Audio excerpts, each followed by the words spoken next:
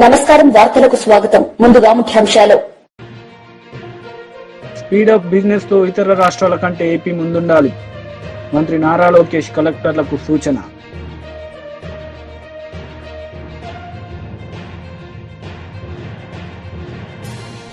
మాజీ మంత్రి Harish Rao press meet. CM Revanth రెడ్డిపై fire.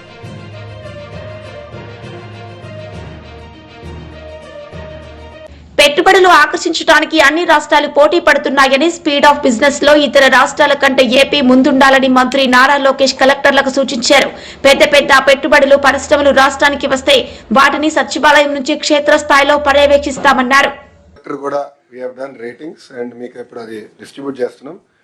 This is for school education. Next time Board of Intermediate will integrate into this. We will share it with you.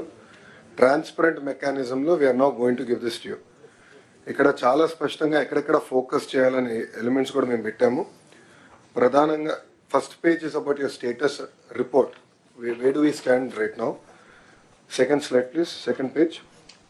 రెండో పేజ్కి వెళ్తే ప్రధానంగా top వచ్చేగల what is the top and bottom performing mandals in terms of academics in your district is given here, so to be demarcated in clear color, so it's very easy.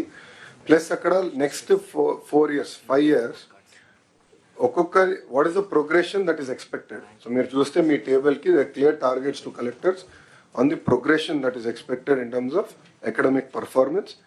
Same exercise has been done for school infrastructure also.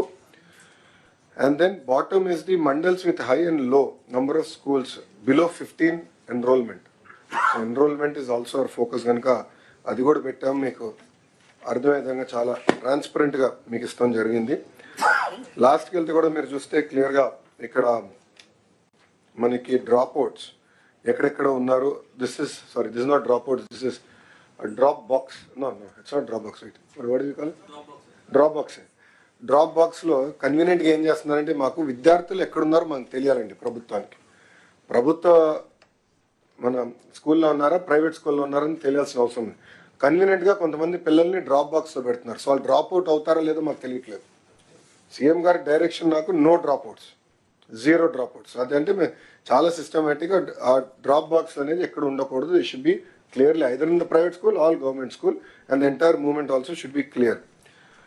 So ఇక్కడ ప్రధానంగా ఏంటంటే ఎక్కడెక్కడ మీకు focus చేయాలి, gender related issues కూడా ఎక్కడెక్కడ మీరు focus చేయాలి, జెండర్ ట్రెండ్స్ ఎక్కడ ఫోకస్ చేయాలి, ఇదంతా కూడా మీకు ఒక రిపోర్ట్ కార్డ్ లాగా ఇచ్చాము.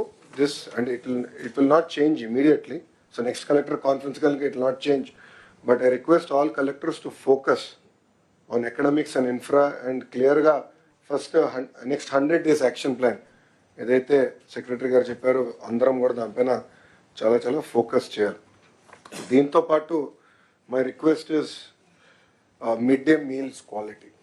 సో గౌరవ ముఖ్యమంత్రి గారు కూడా మన బాపట్లకు వచ్చినప్పుడు పిల్లలు తినే మిడ్ డే మీల్ కూడా గౌరవ ముఖ్యమంత్రి గారు చూశారు, ఆయన కూడా భోంచేశారు. దాంట్లో చాలా స్పష్టంగా న్యూట్రిషన్ వాల్యూ ఇంప్రూవ్ చేయాలి అనేది sir direction.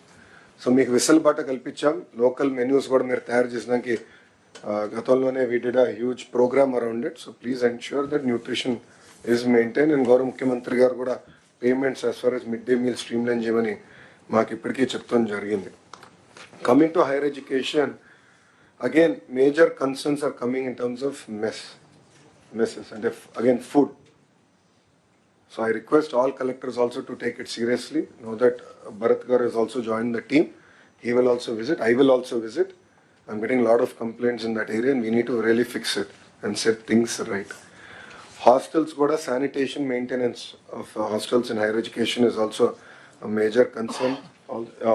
Even Ram Charan ఉపాసన దంపతులకు గత ఏడాది జూన్ 20న క్లీన్ కారా జన్మించింది. అయితే తమ కూతురి విషయంలో ఎంతో గోప్యత పాటిస్తున్నారు.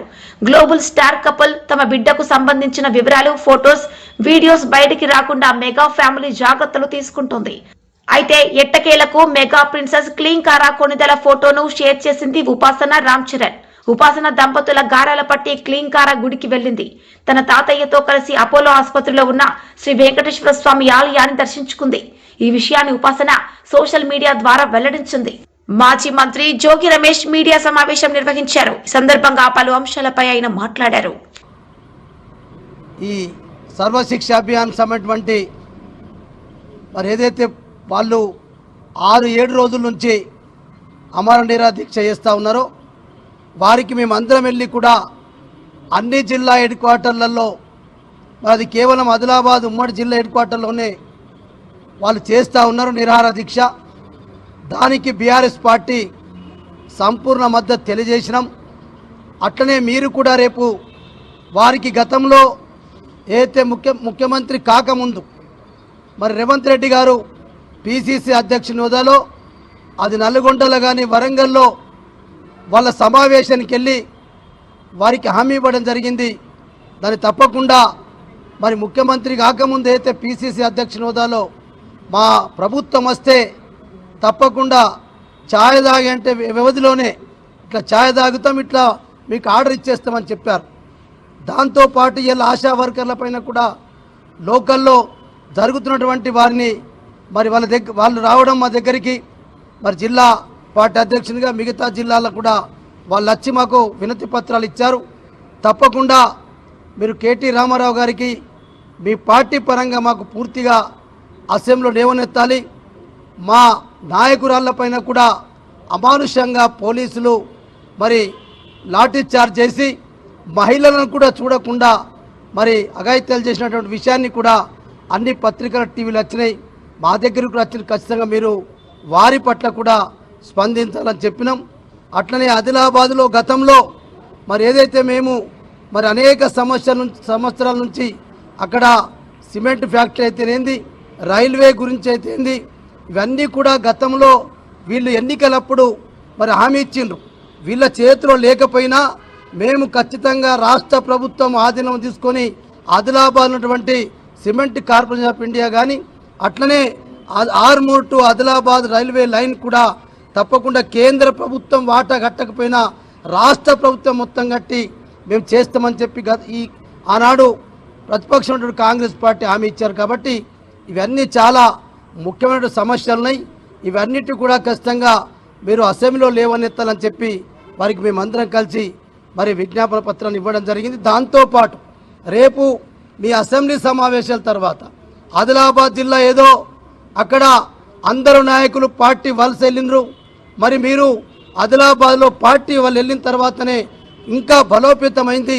మీరు తప్పకుండా ఆదిలాబాద్ జిల్లా ఎట్లయితే గతంలో మీరు సమావేశానికి వచ్చారో రేపు మిగిలినటువంటి నిర్మల్ కానీ అట్లనే ఆసిఫాబాద్ కానీ మంచిర్యాల జిల్లాలో కూడా మీరు ఖచ్చితంగా పార్టీ కార్యకర్తల యొక్క సమావేశానికి టైం ఇవ్వని చెప్పినాం. మా పార్టీ కార్యకర్తలు ఇక్కడికి రావడానికి సిద్ధంగా ఉన్నారు. మీరు దయచేసి మా జిల్లా హెడ్ క్వార్టర్లకు వస్తే ముఖ్యమైనటువంటి కార్యకర్తలతోటి నాయకులతోటి కూడా పెద్ద ఎత్తున సమావేశాలు పెడతాం. ఎందుకంటే ఇప్పుడు ఈ రైతు భరోసా, రైతు బంధు, మిగతా అనేకమైనటువంటి ఏదైతే మహాలక్ష్మి అన్ని 6 గ్యారెంటీలతో పాటు 420 హామీల పట్ల మేము రోజు జిల్లాల వారీగా కార్యక్రమాలు చేస్తా ఉన్నాం. మాజీ మంత్రి మెరుగు నాగార్జున మీడియా సమావేశం నిర్వహించారు. సందర్భంగా పలు అంశాలపై ఆయన మాట్లాడారు. పలుకుతారని అడుగుతా ఉన్నా. చివరికి అన్నా క్యాంటీన్లు చెప్తారు, సందాలు వసూలు చేసి భోజనాలు పెడతారు. అది కూడా భోజనం ఒకసారి వెళ్ళిన వాళ్ళు రెండోసారి తింటాకి వెళ్ళరు. ఇది పరిస్థితి. దీనికి మేమేదో భోజనాలు పెడతా ఉన్నారని ఇంత దయనీయమైనటువంటి పరిస్థితిలో మీ పరిపాలన ఉంటే చివరికి పేదలు, వృద్ధులు, వికలాంగులు, వితంతువులు, మహిళలకు ఇచ్చే పెన్షన్ని దాదాపు 66,34,000 పెన్షన్లు మేము అప్పుడు ఇస్తా ఉంటే దాన్ని 63 లక్షలు కుదించారు. కలెక్టర్ కాన్ఫరెన్స్లో స్వయాన మీ మంత్రి చెబుతున్నాడు 10 లక్షలు పెన్షన్లు తీసేయాలని. అంటే పేద ప్రజలు వీటి మీద ఆధారపడి బ్రతికే ప్రజల యొక్క పట్టుకొట్టడానికినా? దానివల్ల దరిదాపు నెలకు దరిదాపు 400 కోట్లు మీరు కట్ చేయటం వల్ల డబ్బులు వస్తాయి. దీని మేర సంవత్సరానికి 4,800 కోట్లు మీరు మిగిల్చుకోవటానికి, అంటే పేద ప్రజలకు ఇచ్చే పెన్షన్.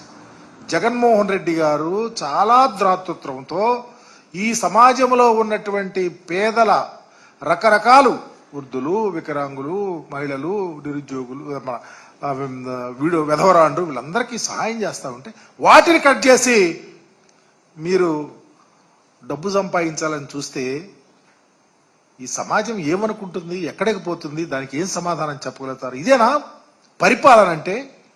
మీరు ఇచ్చే ట్విస్ట్కి ఇదేనా అకౌంటబిలిటీ ఎక్కడుందని అడుగుతా ఉన్నా. ఈరోజు మీరు ఎన్నికల ముందు చెప్పారు, ప్రతి ఇంటికి వెళ్ళారు, సూపర్ 6 అన్నారు. మీ ఇంటికి ప్రతి ఇంటికి అది ఇస్తా, వచ్చిన వాళ్ళకి ఏజ్ని బట్టి మభ్య పెట్టారు. చివరికి స్కూల్కి వెళ్ళే పిల్లలకు 15,000 రూపాయలు ఇస్తారంటే దాన్ని గాలికి వదిలేశారు. రాష్ట్రంలో దరిదాపు 83 లక్షల మంది పిల్లలుంటే ఏటా 12,450 కోట్ల రూపాయలు ఆ పిల్లలకు ఇవ్వాల్సి వస్తే మరి ఈరోజు ఒక్క పైసా ఇవ్వాల. ఇది పరిపాలన? ఇది ప్రజలను మోసం చేయటం కాదని అడుగుతా ఉన్నాం. ఇకపోతే ఈరోజు చూస్తూ ఉన్నాం, రాష్ట్రంలో ప్రజలకు అన్నం పెట్టే రైతు సుభిక్షంగా ఉంటే ఆ రాష్ట్రం సుభిక్షంగా ఉంటుందని గొప్ప పరిపాలన చేసినటువంటి మహనీయుడు డాక్టర్ రాజశేఖర రెడ్డి గారు. మా నాయకుడు జగన్మోహన్ రెడ్డి గారు రైతు బాగుండాలని ఒక గొప్ప ఆలోచనతో ముందుగా వ్యవసాయ తరుణంలో 12,500 రూపాయలు ఇస్తారని చెప్పి 13,500 రూపాయలు ఇచ్చి వ్యవసాయ తరుణంలో రైతును సమాయత్తం చేస్తే అప్పుడు మీరేమన్నారు?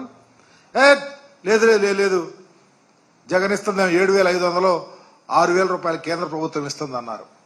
సరే, ఇవి కాకుండా మీరు 20,000 రూపాయలు పంట వేసుకునేటప్పుడు ఇస్తారన్నటువంటి పరిస్థితి, కేంద్ర ప్రభుత్వం ఇస్తున్న డబ్బులు కాకుండా 20,000 ఇస్తారని ప్రజలను మోసం చేసి ఎన్నికలప్పుడు మీరు ఇస్తే ఈరోజు ఖరీఫ్ అయిపోయింది, రబీ అయిపోయింది, ఒక్క రైతు అకౌంట్లో పైసా వేయిపోతే గిలగిలలాడిపోతా ఉంటే రైతు సంక్షేమానికి పెద్దపీట వేసినట్ట, వ్యవసాయం దండగాని చెప్పిన మీ మాటను నిలబెట్టుకున్నట్ట సమాధానం చెప్పమని అడుగుతా ఉన్నాం. అందుకనే ఈరోజు రాష్ట్ర వ్యాప్తంగా ఏపీ ఇంటర్మీడియట్ పరీక్ష షెడ్యూల్ విడుదలైంది. వచ్చే ఏడాది మార్చి 1వ తేదీ నుంచి 19వ తేదీ వరకు ఇంటర్ మొదటి సంవత్సరం పరీక్షలు కొనసాగనున్నాయని విద్యాశాఖ తెలిపింది. అలాగే మార్చి 3వ తేదీ నుంచి 20వ తేదీ వరకు ఇంటర్ 2వ సంవత్సరం పరీక్షలు నిర్వహిస్తున్నట్లు తెలిపింది. సందర్భంగా పరీక్ష షెడ్యూల్ ను విడుదల చేసిన విద్యాశాఖ మంత్రి నారా లోకేష్ పరీక్షలు రాసే విద్యార్థులందరికీ ఆల్ ది బెస్ట్ చెప్పారు. TDP leader Marreddy Srinivasa Reddy media సమావేశం నిర్వహించారు. ఈ సందర్భంగా ఆయన మాజీ సీఎం జగన్ పై మండిపడ్డారు. నిజత్వాన్ని బయట పెట్టుకొని వాళ్లకున్నటువంటి గుణం ఏదైతే ఉందో ఈ రాష్ట్రంలో వ్యవసాయం పట్ల, రైతుల పట్ల వాళ్ళ ఆలోచన ఏమైతే ఉందో దాన్ని వ్యక్తీకరిస్తూ ఉన్నారు. అరేరే, నిన్న ప్రెస్ మీట్ పెట్టి వాళ్ళ ఆక్రోశం వెళ్ళగక్కుతా ఉన్నారు. వాళ్ళు కడుపు మంటని వెళ్ళగక్కుతా ఉన్నారు. వాళ్లే స్వయంగా చెప్తున్నారు, కడుపు మండిపోతా ఉంది, కళ్ళల్లో నిప్పులు పోసుకున్నట్టుంది, గుండె తరుక్కుపోతున్నట్టుంది, రైతులు ఇంత ఆనందంగా ఉండటం ఏంటి, ఇది మేము చూడలేకపోతున్నాము అనేటువంటి భాష వ్యక్తీకరిస్తూ ఉన్నటువంటి పరిస్థితిని మనం మీడియాలో చూస్తూ ఉన్నాం. విత్తనం నుంచి విక్రయం వరకు గత 5 సంవత్సరాలుగా విత్తనం నుంచి విక్రయం వరకు అడుగడుగునా రైతును దగా చేసినటువంటి జగన్మోహన్ రెడ్డి ప్రభుత్వం ఈరోజు రైతులకు అన్యాయం జరిగింది, అన్నదాతకు అండగా ఉంటాము, అందుకని బజార్కు వస్తాము, 13వ తేదీన అన్ని జిల్లా కేంద్రాల్లో కూడా కార్యక్రమాలు నిర్వహిస్తామని చెప్పి చెప్తా ఉన్నారు. నిజంగా రైతుల దగ్గరికి పోయి ఈ మాట చెప్పి నీ పార్టీలో ఉన్న రైతులైనా సరే నువ్వు బజారుకు తేగలిగితే జగన్ రెడ్డి అండ్ బృందం గుడ్. కానీ గుర్తుపెట్టుకోండి, మీరు నిరసన కార్యక్రమం పేరుతోటి ఈరోజు రైతాంగానికి జరుగుతున్నటువంటి మేలుని ఆపటానికి ప్రయత్నం చేస్తే మీ మెడలో చెప్పులు దండలు పడటం ఖాయం. మీరు రైతుల దగ్గరికి వెళితే మీకు జరిగే సన్మానం అదే. దాన్ని గుర్తుపెట్టుకోండి. గత 5 సంవత్సరాలుగా రైతులు కోల్పోయినటువంటి, రైతులు నష్టపోయినటువంటి విషయాలు ఏవైతే ఉన్నాయో అవన్నీ తిరిగి ఈరోజు గాడిని పెట్టేదానికోసం కూటమి ప్రభుత్వం రైతు గెలవాలి, వ్యవసాయం నిలవాలి అనేటువంటి మహాసంకల్పంతో మాన్యశ్రీ చంద్రబాబు నాయుడు గారు ఏమైతే చేస్తూ ఉన్నారో, రైతుని రాజుగా చూడాలి అనేటువంటి సంకల్పం ఏదైతే ఉందో, విజన్ 2047లో ఆ డాక్యుమెంటరీలో రైతాంగం యొక్క ఆలోచన ఏ విధంగా ఉందో, రైతాంగం పట్ల ప్రభుత్వం యొక్క ఆలోచన ఏ విధంగా ఉందో తెలియజేసేటువంటి పరిస్థితి, పరిణామం నడుస్తూ ఉంటే ఈరోజు రైతాంగాన్ని ఆ నష్టపోయినటువంటి వాటిని తిరిగి పూడ్చేటువంటి క్రమం ప్రారంభిస్తూ ఉంటే మాజీ మంత్రి హరీష్ రావు మీడియా సమావేశం నిర్వహించారు. సందర్భంగా సీఎం రేవంత్ రెడ్డిపై విమర్శలు చేశారు. మా సీనియర్ మాజీ మంత్రివర్యులు శాసనసభ్యురాలు సబితా ఇంద్రారెడ్డి గారు, మాజీ మంత్రి సత్యవతి రాథోడ్ ఎమ్మెల్సీ గారు, తాండూరులో పిల్లలకు ఫుడ్ పాయిజన్ అయింది, ఆసుపత్రిలో ఆగమాగం ఉన్నారు పిల్లలు, ప్రాణాపాయ స్థితిలో ఉన్నారు పిల్లలు, ఆ పిల్లల్ని చూడ్డానికి వెళుతాము, ఆ పిల్లల్ని పరామర్శించడానికి వెళ్తామంటే సబితా ఇంద్రారెడ్డి గారిని, సత్యవతి రాథోడ్ గారిని వికారాబాద్లో అరెస్ట్ చేశారు. అంత మంచిగా ఉంటే అరెస్ట్లు ఎందుకు అంటున్నా. నీ పని చక్కగా ఉంటే, నువ్వు అన్నం చక్కగా పెడితే, పిల్లలు మంచిగా ఉంటే ఎందుకు భయపడుతున్నావు రేవంత్ రెడ్డి? ఎందుకు ఎమ్మెల్యేలను ఎమ్మెల్సీలను అరెస్ట్ చేస్తా ఉన్నావు? ఆమె ఆ జిల్లా మంత్రిగా 15 ఏళ్లు పనిచేసినటువంటి సీనియర్ నాయకురాలు, రంగారెడ్డి జిల్లా వికారాబాద్ వాస్తవ్యురాలు సబితా ఇంద్రారెడ్డి గారిని కూడా నువ్వు స్కూల్కు పోనీయా, హాస్టల్కి పోనీయా అని అరెస్ట్ చేస్తావా? మాజీ హోంమంత్రి ఏం తప్పు చేసింది సబితమ్మ గారు? నీ తప్పులు ఎత్తి చూపుతుందనే కదా నీకు భయం, నీ లోపాలు బయటపడతాయనే కదా నీ భయం. ఆ పిల్లల తల్లిదండ్రులతోనో పిల్లల్ని కలిస్తే అన్ని సంగతులు బయటకు వస్తే నీ ఇజ్జత్ పోతుందని నువ్వు వాళ్ళని అరెస్ట్ చేస్తున్నావు. అరెస్టులు కాదు పరిష్కారం. పిల్లలకు కడుపు నిండి అన్నం పెట్టు, మెస్ బిల్లులు విడుదల చేయి, పిల్లలకు రావాల్సినటువంటి షూస్ కానీ, బట్టలు కానీ, ప్లేట్ కానీ, గ్లాస్ కానీ, బాక్స్ కానీ, స్వెటర్లు కానీ, బ్లాంకెట్లు కానీ విడుదల చేయి. అవుట్ సోర్సింగ్ ఉద్యోగులకు వెంటనే వేతనాలు ఇవ్వు. చాలా చోట్ల కిరాయిలు రాలేదు. ఎస్సీ గురుకుల పాఠశాలలకు ఏడాదిగా ఇంతవరకు కిరాయిలు కూడా రాని పరిస్థితి ఉన్నది. వాటి కిరాయిలు వెంటనే చెల్లించండి, లేదంటే మొన్న మైనార్టీ స్కూళ్ళకు తాళాలు వేసినట్టు ఓనర్లు ఎస్సీ గురుకులాలకు కూడా తాళాలు వేసే ప్రమాదం ఉన్నది. నువ్వేమన్నావు? విద్యాశాఖ నా దగ్గరనే ఉన్నది, బాగా ఉద్ధరిస్తా అన్నావు. విద్యాశాఖ నీదే, సాంఘిక సంక్షేమ శాఖ నీదే, గిరిజన శాఖ నీదే, మైనార్టీ శాఖ నీదే. అన్ని శాఖలు నీ దగ్గరనే ఉన్నాయి. నీ దగ్గర ఉన్న శాఖల్లోనే ఇంత అధ్వాన్నమైనటువంటి పరిస్థితి ఉన్నది. ఏమైనా రేవంత్ రెడ్డి ఒక్కనాడు ఒక హాస్టల్లో పోయి బుక్కడి అన్నం తిన్నావా? ఒక ఎస్సీ ఎస్టీ హాస్టల్కి పోయి పరామర్శించినావా? నీకు టైం దొరుకుతుందా? రేవంత్ రెడ్డి గారు ఆ రోజు ప్రతిపక్షంలో ఉన్నప్పుడు తెగ రెచ్చిపోయి మాట్లాడినావు. మరి అలా కుర్చీలో కూర్చోగానే, గద్దెనెక్కంగానే మా ఎస్సీలు, మా ఎస్టీలు, మా బీసీలు, మా మైనార్టీలను ఎందుకు మర్చిపోయినావు అని అడుగుతా ఉన్నా. నువ్వే ముఖ్యమంత్రివి, నువ్వే ఆ శాఖ మంత్రివి, అయినా ఆ పిల్లల్ని పట్టించుకోక పిల్లల్ని గోస ఉంచుకుంటా ఉన్నావు. నేను ఇప్పుడు పిల్లల్ని అడిగిన, ఆదివారం నాడు ఇడ్లీ పెడుతుండ్రు కానీ చట్నీ పెట్టలేరు సార్, ఉత్తదే సాంబార్ పోస్తుండ్రు అన్నారు. వార్డెన్ ఏమని అందామంటే ఆల్రెడీ 6 నెలలు ఉద్దరలు నడుపుతున్నాడు ఆయన. నేనేమనాలా వార్డెన్ను? 6 నెలలు ఉద్దరల సంసారం నడిపి సంత పైసలు పెట్టిన వార్డెన్ను నేను ఏమని అనాలి? తప్పు ప్రభుత్వం దగ్గర ఉంది, తప్పు రేవంత్ రెడ్డి దగ్గర ఉన్నది. ఇవాళ ఉద్యోగులను ఎందుకు బలి చేయాలి?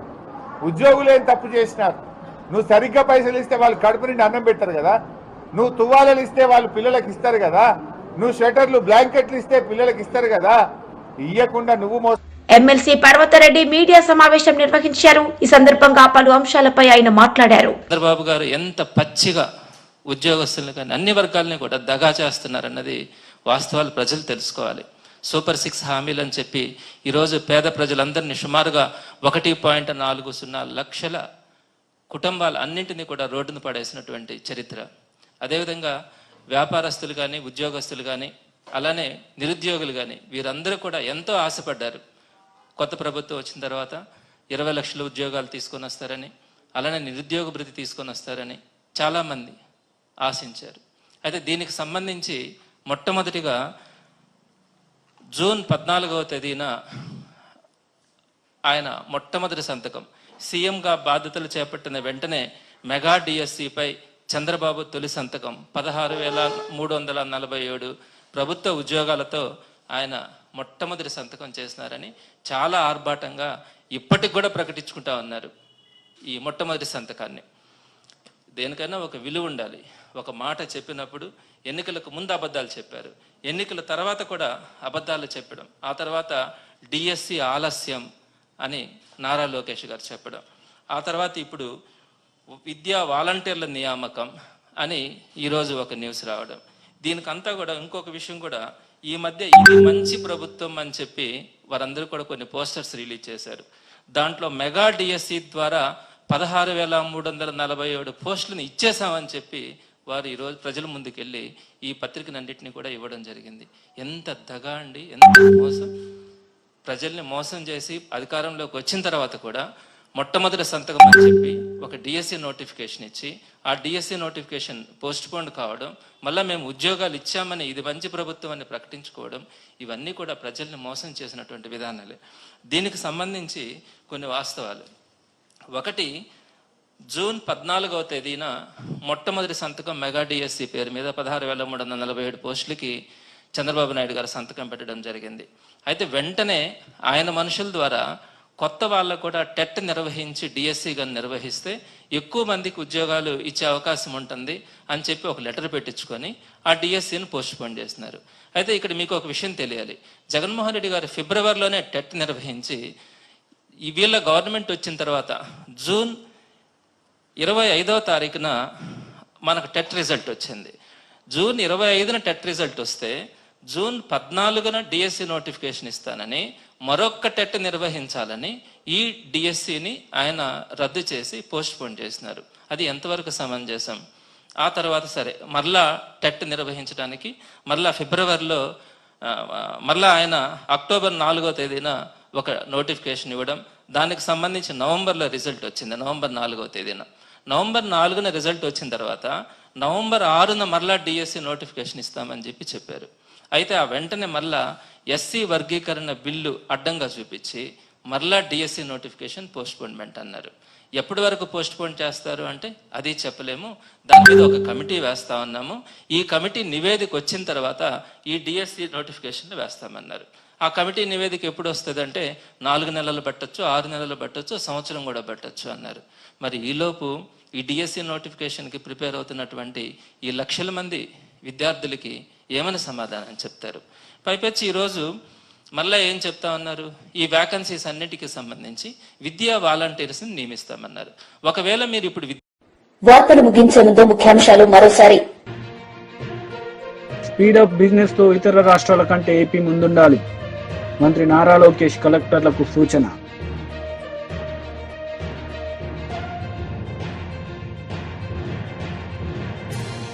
మాజీ మంత్రి Harish Rao press meet, CM Revanth రెడ్డిపై ఫైర్.